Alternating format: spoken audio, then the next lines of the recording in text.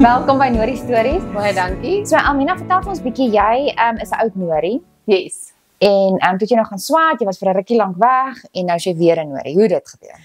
Okay, so ek was in 2009 gematrikuleer en ek het toe daarna het ek verbruikerswetenskap, voedselkunde en handelsbestuur by Tikkies gaan swaat. En toe het ek in 2016 begin skool. My roete het maar so gegaan. Ek het nie baie van die voedselbedryf gaan nie. Toe het ek my NGOS gaan doen en ek het toe begin skool hou. En so 'n paar jaar lank het ook maar bietjie gekarring. Ek het nooit wil toe kom en ek wou net terugkom Kleersdorp toe nie. En meneer Kriel besluit toe in 2020, hy oorreed my en ek begin toe in 2021 hier skool hou. So ja, ek was 'n rukkie hier geweld, was hier op skool gewees en toe sê ek nee, nou is ek weer terug. Wat is vir jou anders van toe en nou? Jy's nou 'n juffrou en toe was jy op skool. Het daar baie verander of is daar nog dinge wat dieselfde is? Okay, ek dink behalwe vir die feit dat natuurlik die getal kinders het baie meer geword. Ek dink op my dae was ons so 1300, 1400. So die hoeveelheid kinders het natuurlik meer geword, maar ek dink ook 'n groot ding wat vir my verander het is die trots wat gekweek is onder die kinders. So ons was trots toe ons hier op skool was en dit was 'n ding om 'n Noordheuwel te wees, maar as jy vir mense gesê het, ek onthou in die koshuis dan sê vir mense jy was 'n Noordheuwel, dan sê soos wanneer ons weet nie, waar kom jy vandaan? Ons sê nie in Kleersdorp, maar ken net monumente of hulle ken Hollywood costumes. Dis al wat hulle ken. So dat ek gesê dis ook Kleersdorp, of ek sê ek kom van Johannesburg af. So ek dink daai wat Noordheuwel op die map geplaas is 'n groot ding wat verander het, die getal kinders en ek dink daai absolute trots. Jy kan nou sê waar jy kom. Jy kom van Noordheuwel af en mense gaan presies weet. So ek dink dis die groot ding is daai trots wat gekweek is. Ja, oor die jare. Ja.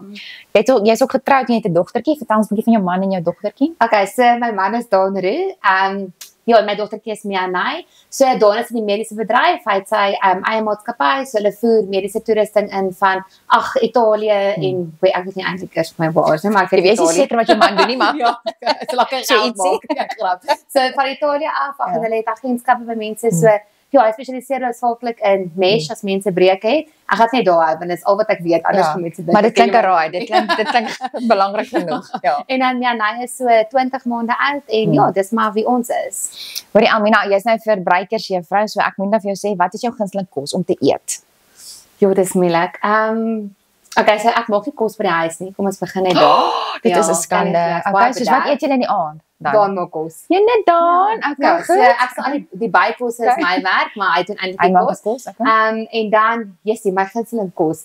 Okay, so ek gaan net gaan met as iemand jou vra, dis jou laaste maaltyd voordat jy doodgaan. Okay. So dit is suurlemoene met pampoenwiele, dis amazing nou resep. En dan 'n laagie slaai. 'n laagie slaai. Dis my drie goeders. Ek sal sê dis my gunsteling, maar dan van wat se baie is. Ek hou ook van sushi, ek hou ook van braaivleis, ek hou ook van pizza, pasta. So ja, eintlik maar iets van alles, maar sy sê daai is my ultimate gunsteling. En wat sal jy nooit eet nie? Iemand moet dit nooit vir jou gee of maak nie. Dis my ma gaan my doodmaak. Ek het dit altyd geëet, ek eet dit nooit meer nie, is waterblommetjies en tong. Soos moet dit ek eet ook nie dit nie. Tong maar ek eet afval. Ek love afval. Eet jy afval? Ja, maar ek eet nie tong nie. Nee, ek eet altyd maar dis. Asseblief moet nooit my waterblommetjies hoekom?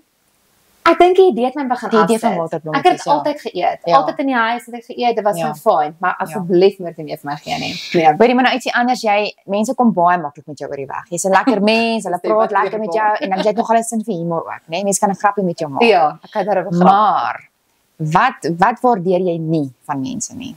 Wat moet mense nooit aan jou doen of sê of optree nie? Jo, ek dink soms 'n groot ding vir my is mense moet nie my intelleksie onderskat nie. So nou kan ek nie die woord vir die mense gaan dink dop. Intelleks. Die pressure. Maar ek dink moenie my intelligensie onderskat nie. Ek's iemand wat jy ken my so, ek lig my opinie. Dink nie ek sê dit altyd op die mooiste manier nie, maar ek het nie vat as mense my intelligensie onderskat nie. So moenie jok nie, mense vang jou uit. Ja, so ek dink dis 'n groot ding vir my en moenie agterbaks wees nie. So moenie goed agter my rug gaan sê nie. Kom na my toe en sê vir my, weet jy dan men jy XYZ het jy gedoen. Ons waardeer nie hierdie van jou nie en ons hanteer dit verder. Ek sê bang vir konflik nie. Ek weet ek tree nie altyd noodwendig reg op en ek dink ek sal bietjie intimiderend partykeer, maar my gesig spreek boekdele. So ek dink dis wat partykeer my bietjie moeilik maak om te konfronteer met goeders, maar ek dink my groot ding is moenie my intelligensie onderskat nie. Mense weet nogal van 'n mense, ek hou van reels. So bly by reels en as jy nou by my, ek gaan jou aanspreek daaroor. So ek dink dis maar my groot ding. En jy's baie reguit, né? Jy sê 'n ding soos wat dit is. Ja, ek doen. Maar eerder so, ek stem saam met jou, eerder so reguit as wat mense nie mooi weet waar staan 'n mens nie, né? Ja, maar almal hou nie noodwendig daarvan nie. Vir so mense hou van sekere persoonlikheid en geaardhede mense met mense met sekere geaardhede. En dis okay vir my. Ek is wie ek is. Dan gaan ek al baie keer gehoor mense dink ek is baie kwaai en goeters, maar dis okay. Ja. Maak nie vir my saak nie. Ek staan op vir wat reg en verkeerd is. Okay, hoe is jy in die klas? Is jy kwaai juffrou? Nee, ek dink is sorry. Ek is kwaai wanneer dit nodig is. Ja. Ek het altyd tyd vir 'n grappie. Jy weet mos maar hoe ek is, maar ek is streng wanneer dit nodig is. So die kinders weet waar is 'n sekere lyntjie om te trek. Ek het altyd 'n ou grappietjie wat ek vertel of ek probeer dit maar so lig as moontlik vir hulle hou. Hulle weet wanneer tyd is om te speel, tyd van om ernstig te wees. Maar ek dink net ek aanvaar kinders hoe hulle is. Ek probeer almal dieselfde hanteer, dis baie moeilik. Jy het maar partykeer hoor iemand wat so bietjie op jou senuwees werk. Maar ek dink dit skep 'n gemaklike klasomgewing. Ek sê altyd vir die kinders as ek hulle in graad 10 kry, jy weet, daai periode wat ek jou het, is die periode wat ek wil hê jy moet uitsien om my te kom. Ek wil jy moet vergeet van wat aangaan. Dit moet lekker wees. Dit moet lekker wees. Jy moet sien, ek is by verbruikers, ek love hierdie vak. Dit was baie goed in die buitewêreld wat gebeur wat ek aanspreek. So ek dink dit is outomaties gemaklik. En is 'n vak natuurlik hulle kies die vak. So daai kind wat voor jou sit, is 'n kind wat regtig graag iets daar wil leer. So dit maak dit natuurlik baie makliker as wanneer hulle geforseer word om 'n vak te hê. Ja. Almien, het jy 'n lewensmotto? Nee, ek het nie. Ag, weet jy wat soos ek dink, geniet die lewe en maak die beste van elke situasie. Ek lag nou want ek is regtig nie een van daai mense van ek dink nou gisterand ek sê vir Don, imagine jy vra my, wie wil ek graag vir 'n dag wees?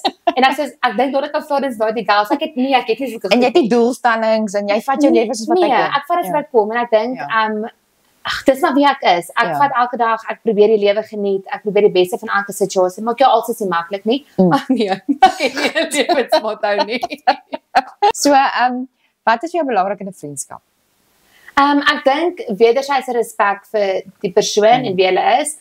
Ek dink ek en Don is mense wat baie moeite doen vir ander mense. So ons sal altyd as ons mense oornooi regtig uit ons pad uit gaan en sê ag jy weet jy het regtig eintlik niks te bring nie. Kom kuier net. En ons doen regtig moeite en ons sit tyd in mense in en ek dink die oomblik as ek nie dit terugkry nie en daar's 'n mens verstaan nie altyd hoekom ek dit terugkry nie.